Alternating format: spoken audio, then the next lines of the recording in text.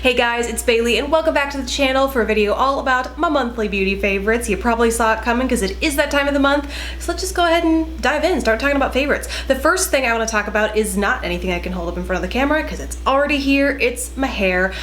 Some of you might know, I mentioned it in a video, I think it was last month's Ipsy and Play by Sephora unboxing, that I told you I got extensions for volume. So obviously not a huge or drastic change in the length of my hair, but the brand is VoMor and I got them a little over a month ago. So I had to make a video. I just wanted to go through one full installation cycle before doing that, just so I could kind of tell you, from start to maintenance, what the process of getting and maintaining these looks like. But I can easily say they have been a huge favorite. It just makes my hair look and feel so much thicker and behaves. My natural hair is very fine and it just took a lot of styling, a lot of time to get it to look just the way I wanted, and then it wasn't long before it would deteriorate into this stringy, just like wispy, flat looking mess. And these extensions not only make it so you can't look thin because there's just so much hair there, but it also almost helps train my natural hair to hold curl. So like I'll round brush my hair and I'll get a really nice kind of curve on the end, and both the extensions look good, but it also makes my natural hair play nice. So long story short, I have really been loving those and fully intend on making a video. Let me know if you have any questions on the process, getting them, maintaining them, care, where I got mine done. Any questions you have like that, definitely let me know in the comments below. Happy to answer them in that video coming up soon. Now let's move on to makeup. First things first, I have been loving the Anastasia Beverly Hills Modern Renaissance palette. I think this was in last month's favorites too, but over the course of the last month, I've been using it even more. You will have noticed if you've watched pretty much any video, unless I explicitly mention the eye product, and it's not this palette, it has always been this palette. And part of it is because I've been wanting to do a tutorial, getting together a wide variety of looks, because part of the reason I love this is it's just so versatile. You have the warm, you have some cool, you have some mauve, you have the deep berry. Like, there are just so many different looks you can create using this. So I recently posted that 4-in-1 tutorial that I will link somewhere around here. But besides the versatility, the shadow quality is amazing. And I am wearing it on my eyes today. This is not included in that 4-in-1 look because I just kind of threw some shadows on just for kind of a fun look today before I filmed, but you could definitely go check that video out for some inspiration. I don't have a review on it to link to here, just because, and I've said this before, I feel like so many other people did amazing videos talking about the shadow quality, the value, all that kind of stuff. There's nothing I can really add there, so that's why another reason why I wanted to do a tutorial.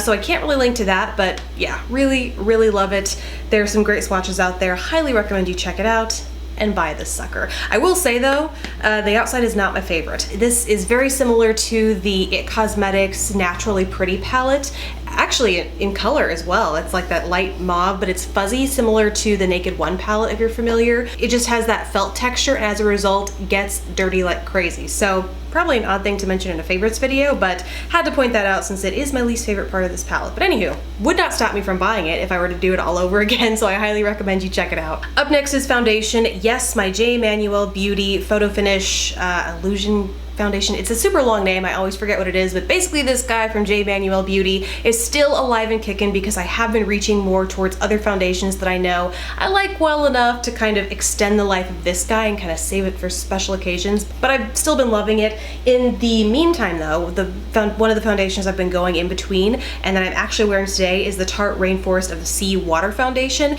This is just as lightweight, but not quite as full coverage, I'm gonna say, as the J. Manuel Beauty, not quite as buildable as the J. Manuel Beauty, but very similar and similar lasting power.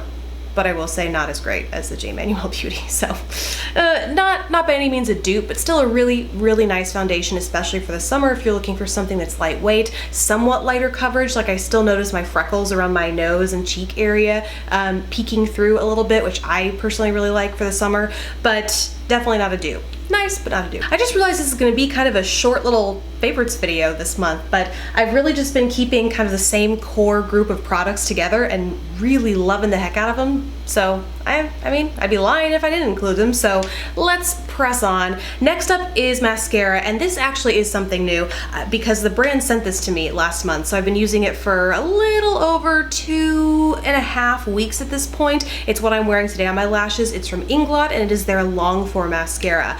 I love what this does to my lashes. However, I think it could be a very polarizing mascara for some. So I am in constant search of a mascara that gives me both volume and length. I'm really not one way or the other. I don't want super length and I don't want crazy volume. I want the perfect marriage of the both. And so this lately for me has it's done just that. It gives me this amazing volume at the base while still really emphasizing the length of my lashes. But the reason I think some people might not really, this might not be their cup of tea is because in giving me volume at the base, the wand applies quite a bit of product, and as a result can make your lashes kind of stick together. You don't really get really crisp definition with the lashes like I say that because my sister is such a stickler for separation in the lashes. I wouldn't say this is great at separation because it builds that volume at the base, and as a result can sometimes make your lashes clump together a little bit, but they don't clump. But typically when mascara is clumpy,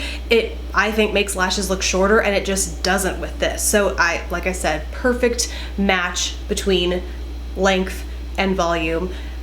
But for that reason might not be for everyone. Oh, beyond that though, I mean, it is summer. Lasting power and, budge-proofedness from a mascara is always something to be concerned with, and this has been amazing. No smudging, no flaking, no any of that, even in the hot, hot heat of Austin summer. And last are the lips. I told you it'd be short and sweet. This is a product that I think I meant to include last month's favorites, but for some reason forgot to, but it continues to be a favorite. It's a liquid lipstick. I think it's called a Timeless liquid lipstick from the brand House of Uni. I'm still not 100% sure that I'm pronouncing that right, but it's UNI. I will link to it down below, and I will also share the review I did, not only of the liquid lipsticks, but of the kind of traditional lipstick line that they have. Did quite a few swatches there, but the liquid lipstick I have been loving it because it is officially my #1 favorite liquid lipstick for how long it lasts and how comfortable it leaves the lips feeling not only while you're wearing it, but after it's come off. It doesn't leave them feeling uncomfortable or dry or flaky or anything like that, but it is easily the longest lasting liquid lipstick I've ever tried, like all day.